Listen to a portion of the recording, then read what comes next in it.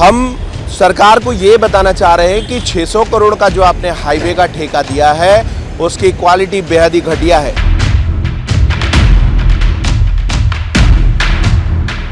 लोगों को taxes time पे करने हैं, नहीं तो पेनल्टी फाइन है। तो ऐसे जो रास्ते खराब होते हैं उसके लिए ठेकेदारों पे फाइन क्यों नहीं है भाई? ठेकेदार ऐसा कौन सा रिश्तेदार बन जाते हैं जो उस पे फाइन नहीं दी जाती?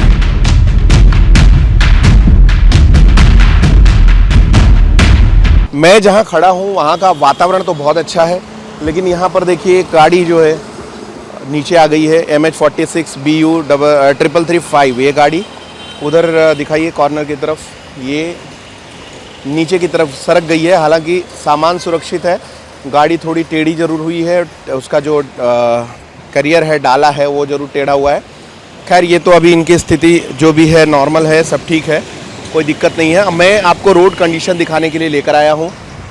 रोड कंडीशन जो है, इस रोड पे थोड़ा आगे आइए, इस तरफ दिखाइए ज़रा। ये जो रोड है आपको दिखा दें, ये रोड जो आप देख रहे हैं तस्वीरों में, ये बहुत अच्छी लेन खुल गई है आज 11 तारीख है। 8 से 11 तक का जो अपडेट हमने दिया था मीरा भाईंदर महानगर पालिका और मीरा भाईंदर वसई विरार पुलिस आयुक्तालय की तरफ से एक अपडेट दिया गया था। 8 से 11 तक ट्रैफिक जो है वो डाइवर्ट किया गया था, जिसकी वजह से 3-4 दिनों से बहुत ज़्यादा त्राही मची हुई थी। ऐसे में लोगों को बहुत तकलीफ हुई, लेकिन आज 11 तारीख है, उसका अपडेट हम आपको देने के लिए यहाँ आए हैं। गायमुख का ये चढ़ान है, चढ़ान जहाँ पर ये घाट है गायमुख घाट का, और गाड़ियाँ अब देखिए स्मूथली रन कर रही हैं और अच्छी खासी स्पीड में गाड़ियाँ चल पा रही हैं। हालांकि पॉल्यूशन बहुत ज़्यादा है, पॉल्यूशन की वजह से यहाँ पे अगर कोई खड़ा होता है तो उनको तकलीफ़ होती है, जैसे हमें तकलीफ़ हो रही है। लेकिन अगर देखा जाए तो ट्रैफिक जो तकलीफ़ वाली बात थी, अब दूसरी लेन दिखाइए, दूसरी लेन में देखिए गाड़ियाँ 60 के ऊपर चल रही है। उस तरफ वाली लेन, वहाँ पे उस तरफ वाली गाड़ियाँ दिखाइए, वो बहुत स्मूथली चल रही हैं। यानी दोनों लेन जो है गायमुख घाट तक वो क्लियर हो चुका है। लेकिन गायमुख घाट से थोड़ा जब हम आगे गए थाने की तरफ, तो वहाँ पे बहुत ही डेंजरस खड्डे आपको दिखेंगे। तस्वीरों में हम आपको दिखा रहे हैं, हमने उनको वीडियोस ली, और वहाँ पर जो थाने म्यूनसिपल कॉरपोरेशन के अधिकारी काम पर लगे हुए हैं उनसे हमने चर्चा की, तो उन्होंने कहा कि अभी 1 लेन का हमने क्लियर किया है, 2 लेन और क्लियर करना बाकी है। ये गायमुख घाट MBMC के क्षेत्र में आता है। Mira Bhayandar municipal corporation MBMC के हद में आता है, और फाउंटेन से आगे नायगांव की तरफ जब बढ़ेंगे तो वहाँ पर VVCMC का एरिया आता है। हालांकि वहाँ पे NH48 मेंटेन कर रही है और नेशनल हाईवे, और ये जो है ये स्टेट कनेक्टिविटी रोड है, तो यहाँ पे मीरा भाईंदर म्यूनसिपल कॉरपोरेशन की जो टीम है वो इसको मेंटेन कर रही है। फिलहाल गायमुख घाट MBMC के क्षेत्र में आ रहा है, और MBMC के क्षेत्र में ये जो हालात थे इस गायमुख घाट के बहुत ही डेंजरस थे। यानी 3 से 4 फीट 3 फीट तक के डीप और चौड़े गड्ढे बने थे, जिसमें गाड़ियाँ जाती थी तो निकल नहीं पाती थी। इन परिस्थितियों में अब जो है लोगों को राहत मिली है। आज 11 तारीख की सुबह बहुत अच्छी रही लोगों के लिए। गुजरात से लेकर मुंबई और मुंबई से लेकर थाने की तरफ जो गाड़ियां जा रही थी उनको बेहद ही स्मूथ एक्सपीरियंस हुआ, जो कभी नहीं हुआ। इस तरीके की परिस्थितियों के बाद मेट्रो सिटी समाचार की जो पहल है, जो प्रयास है, इसके साथ भूमिपुत्र संगठन कांग्रेस पार्टी के जो विजय पाटिल साहब हैं, वो इनके साथ ही ट्रैफिक डिपार्टमेंट के अधिकारी और मीरा भाईंदर म्यूनसिपल कॉरपोरेशन के अधिकारियों के प्रयास से ये जो पूरा रोड, आप एक बार उस तरफ भी कैमरा घुमाइए, उस तरफ देखिए कितना स्मूथली गाड़ियां जा रही। मतलब इस सड़क पर खासकर इस गायमुख घाट पे आप उम्मीद नहीं कर सकते थे कि इतनी जगह मिलती होगी। यहाँ हमेशा ट्रैफिक जाम हुआ करता था, बिकॉज वहाँ पे गाड़ियों की संख्या बहुत ज़्यादा अधिक, और सबसे ज़्यादा उसका कारण ये था कि ट्रैफिक जाम लगा हुआ था गड्ढों के कारण। बहुत ही घातक बड़े गड्ढे होते थे जिनमें छोटी गाड़ियाँ निकल पाना संभव नहीं था। तो इसको लेकर जब उस दिन मीटिंग हुई, जिसका अपडेट हम आपको दिखाते, फाउंटेन होटल के पास जो Kashi Mira traffic police department है वहाँ पर मीटिंग हुई थी भूमिपुत्र संगठन के लोगों की, और इसके साथ विजय पाटिल जो पूर्व MLA के कैंडिडेट रहे इसके पहले, उनके द्वारा जो पहल की गई वो पहल काफ़ी सकारात्मक रिजल्ट लाई है। रोड बेशक अभी अस्थायी तौर पे खोली गई है और अस्थायी तौर पे निर्माण किया गया है। इसकी क्वालिटी अगर आप देखेंगे तो ये अभी भी इस तरीके गिट्टी डाली है, लेकिन लोगों को राहत ये है कि लोगों का समय बच रहा है। आपको बता दें कि यही गायमुख घाट और इसके पीछे जो फाउंटेन होटल का एरिया है, उस एरिया में रक्षाबंधन के दिन महिलाओं को जो तकलीफ हुई है, जिस लेवल की तकलीफ हुई है, वो बेहद ही शर्मनाक है। क्योंकि जो परिवार 6 घंटे 8 घंटे एक गाड़ी में ट्रैवल कर रहे थे, उनको वॉशरूम की ज़रूरत थी, उनको पानी की ज़रूरत थी। बच्चे जो इस गाड़ियों में ट्रैवल कर रहे थे, उनको पानी की ज़रूरत थी, उनको दूध की ज़रूरत थी, क्योंकि जो लोग आमतौर पर ट्रैवल करते हैं अपनी गाड़ी में 3 से 4 घंटे की सीएनजी या पेट्रोल ईंधन 1000-2000 रुपये का भर के वो आगे निकलते हैं, लेकिन जब आप 8 घंटे 6 घंटे 10 घंटे कंटिन्यूसली जाम में होते हैं तो ऐसे में आपका ईंधन भी ख़त्म होता है, तो मजबूरी में ड्राइवर को इंजन बंद करना पड़ता है। इसके बाद वहाँ पे चल रही अंदर एसी जो है वो बंद हो जाती है, तो ऐसे में जो उसमें परिवार है उनके लिए काफ़ी बड़ी समस्या खड़ी हो जाती है। और ऐसे में ये खुले स्थानों पे उस दिन हमने देखा बेहद ही शर्मनाक कि खुले स्थानों पे महिलाओं को शौचालय के लिए जाना पड़ रहा था। तो अधिकारियों को ऐसी शर्मनाक परिस्थितियों को लाने से बचना चाहिए और उनको कम से कम इस सड़क की कंडीशन बदतर होने के पहले ही कम से कम जनता के बजट का दिया हुआ पैसा उनको इसमें डालकर कम से कम उन चीज़ों से बचना चाहिए जिससे हमारे समाज को पीड़ा उठानी पड़े, हमारे घर की महिलाओं को पीड़ा उठानी पड़े। ये शर्मनाक हरकत से बचना चाहिए। देखिए, करप्शन एक लेवल तक अच्छा होता है और अप्रिशिएट तो नहीं कर सकते, लेकिन तो भी जनता है संतोष कर लेती है कि ठीक है भाई। लेकिन जब इस लेवल का करप्शन होता है कि उसमें गड्ढे में उसका जो मटेरियल है वही नहीं डाल के अपनी जेब में डाल लिया जाए, तब वहाँ पे पीड़ादायक स्थिति होती है और तब आक्रोश जागृत होता है। आगे चलिए देखते हैं फाउंटेन होटल और मीरा भाईंदर से लेकर वसई विरार और पालघर का जो ट्रैफिक है उसका क्या हालचाल है। मुंबई गुजरात का ये कुख्यात हाईवे आज थोड़ी राहत है। इतने दिनों की मुहिम, अभी वो मुहिम पूरी नहीं हुई है, अभी मुहिम पूरी नहीं हुई है। हम सरकार को ये बताना चाह रहे हैं कि 600 करोड़ का जो आपने हाईवे का ठेका दिया है उसकी क्वालिटी बेहद ही घटिया है। तस्वीरों में आप देख सकते हैं। अब हम जो है NH-48 की बात करें, उसके पहले आपको परिस्थिति दिखा दें। हम जहाँ पे खड़े हैं ये फाउंटेन होटल नाका है। ये नाके से आप बहुत पुराने समय से परिचित होंगे। फाउंटेन होटल नाके पे अगर आप इस तरफ देखेंगे तो थाना जाने के लिए रास्ता है, थाने से आने के लिए ये रास्ता है। अब आप देखते होंगे कि पिछले हफ्ते 10 दिन 15 दिन से जब से बारिश शुरू हुई है, अब जब से बारिश है, बारिश के टाइम अक्सर ट्रैफिक जाम लगा होता था। ये पूरा नाका भरा होता था, सारी जो लेन भरी होती थी, इस तरह इधर दिखाइए, ये पूरी लेन भरी होती थी और इसके ऊपर जो है वो उस तरफ गुजरात का रास्ता है, वो भी पूरा ट्रैक खाली है और पूरी लेन खाली है।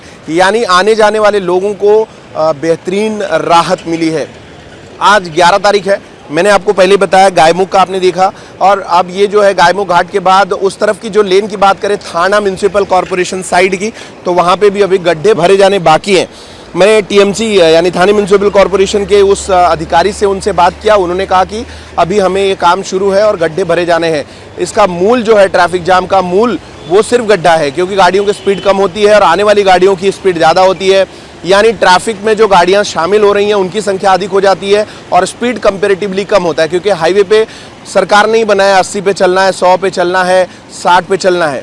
अब यहाँ पे मैं आपको बताऊँ कि सरकार ने नियम बनाए हैं, आपके पास PUC होना चाहिए, आपके पास लाइसेंस होना चाहिए, आपका टैक्स रोड टैक्स पेड होना चाहिए और आपके पास इंश्योरेंस एक्सपायर नहीं होना चाहिए, नहीं तो आपको 10, 20, 30 हज़ार रुपये की फ़ाइन लगती है।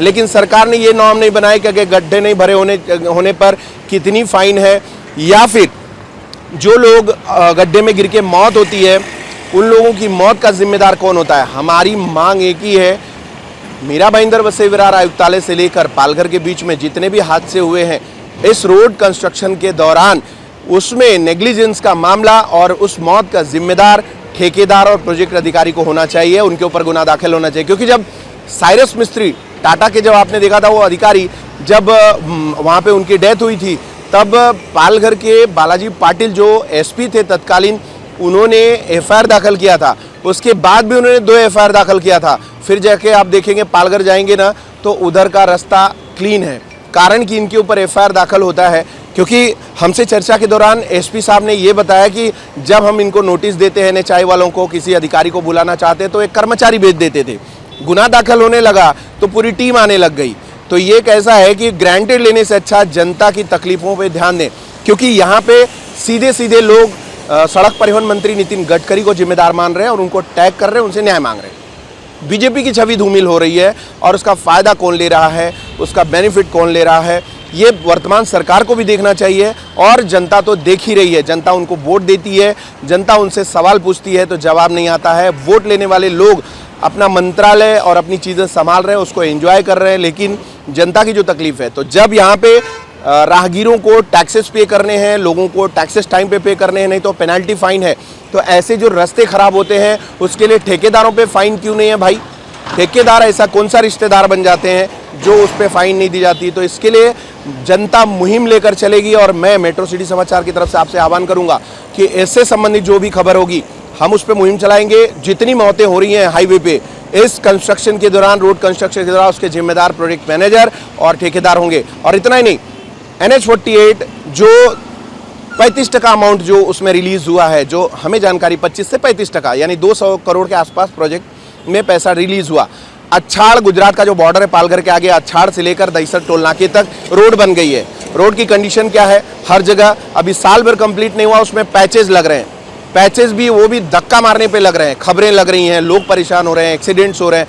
तो FIR दाखिल कॉरपोरेशन के तहत या फिर पुलिस स्टेशन के तहत जो भी एरिया आते हैं उस पर FIR दाखिल क्यों नहीं होता? हमारी यही मांग है। जिस दिन हर मौत पे ठेकेदार, प्रोजेक्ट मैनेजर पर गुनाह दाखिल होना शुरू हो जाएगा उस दिन वो खड्डे आपको नहीं दिखेंगे। सिंपल सी बात है। इसके लिए आप वर्तमान के जो मंत्री हैं भारतीय जनता पार्टी के और सड़क परिवहन मंत्री नितिन गडकरी, उनको टैग कीजिए। National highway authority of India NHAI अधिकारियों को टैग कीजिए और संबंधित विभागों को टैग कीजिए, संबंधित पुलिस स्टेशनों को टैग कीजिए और उनसे जवाब मांगिए कि आखिर इन गड्ढों के बदले लोगों की जो मौतें हो रही हैं उसके लिए सीधे तौर पर ऐसे लोग जिम्मेदार क्यों नहीं है जो उसको मेंटेन करते हैं। तो खैर, तो पिछले 4-5 दिन के बाद आज थोड़ी राहत मिली है, उस राहत को आप लोग एंजॉय कीजिए। हमारी जो खबरें हैं, हमारा जो प्रयास है वो सिर्फ ये है कि राहगीरों को, यात्रियों को, टैक्स पेयर्स को उनका अधिकार मिले और इसके लिए आप लोगों का साथ मुझे मिलता रहा। इस सभी के लिए आप सभी का बहुत बहुत धन्यवाद। अब देखिए रोड कंडीशंस कैसी हैं और आपको तस्वीरों में दिखा रहे हैं रोड कितनी ख़राब है।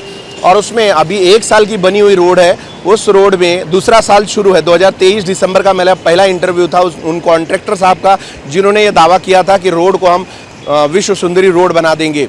और इसमें मटेरियल क्या यूज़ किया गया है ये भी RTI का मैटर है, इसमें किस तरीके से जाने गई हैं वो भी RTI का मैटर है, प्लस कंप्लेंट्स का मैटर है। तो वो अभी कुछ जागरूक नागरिक जो हैं वो रिट पिटिशन और PIL दाखिल करेंगे। इसमें जो मौतें हो रही हैं उसके सीधे तौर पे वो लोग जिम्मेदार हैं जिनके कारण ये मौतें हो रही हैं। इस हाईवे पे चलने में लोगों की रूह कांप जाती है सुबह शाम तक। बाइकर्स के लिए मैं बहुत सेंसिटिव हूँ।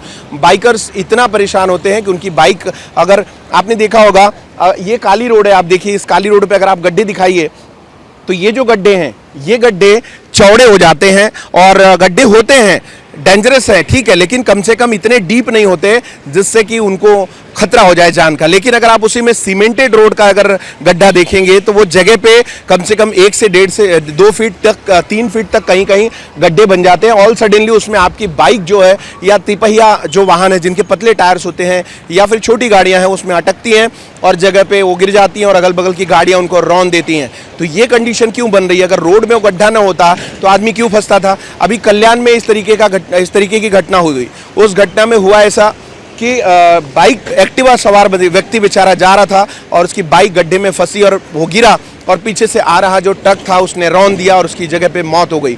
अब इसके लिए पुलिस ने उस ट्रक वाले को पकड़ा और उसको पनिशमेंट के लिए उसके ऊपर FIR दाखिल हुआ और उसको सजा देने का प्राविधान बनाया गया।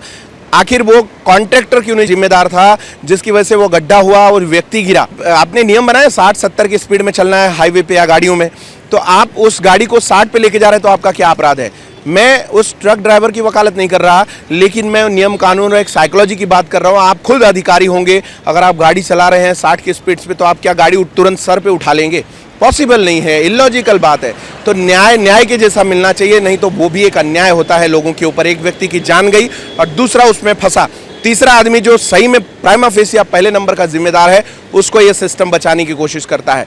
ये बहुत ही गंभीर बात है। शासन प्रशासन जब तक इस पर ध्यान नहीं देता, सरकार जब तक इस पे ध्यान नहीं देती, तब तक ये मामला और मौतें रुकने वाली नहीं है। मेट्रो सिटी समाचार आपका सहयोग चाहता है, हमारे सब फॉलो कीजिए, सब्सक्राइब कीजिए, हमारी इन खबरों को शेयर कीजिए। बहुत गंभीर बातें हैं इनमें, लोगों को, अधिकारियों को टैग कीजिए और हो सके तो आप ये वीडियो अपने प्रोफाइल पे भी अपलोड करके लोगों से, अधिकारियों को जागरूक कीजिए। हमारी प्लेटफॉर्म्स हमारे जो हैं इंस्टाग्राम से लेकर यूट्यूब, फेसबुक और वेबसाइट से लेकर बाकी अदर दूसरे 10 प्लेटफॉर्म्स हैं, डेली हंट से लेकर एवरी प्लेटफॉर्म पे मेट्रो सिटी समाचार जैसी खबर की नब्ज होती है उस हिसाब से प्लेटफॉर्म पे वो चलती है।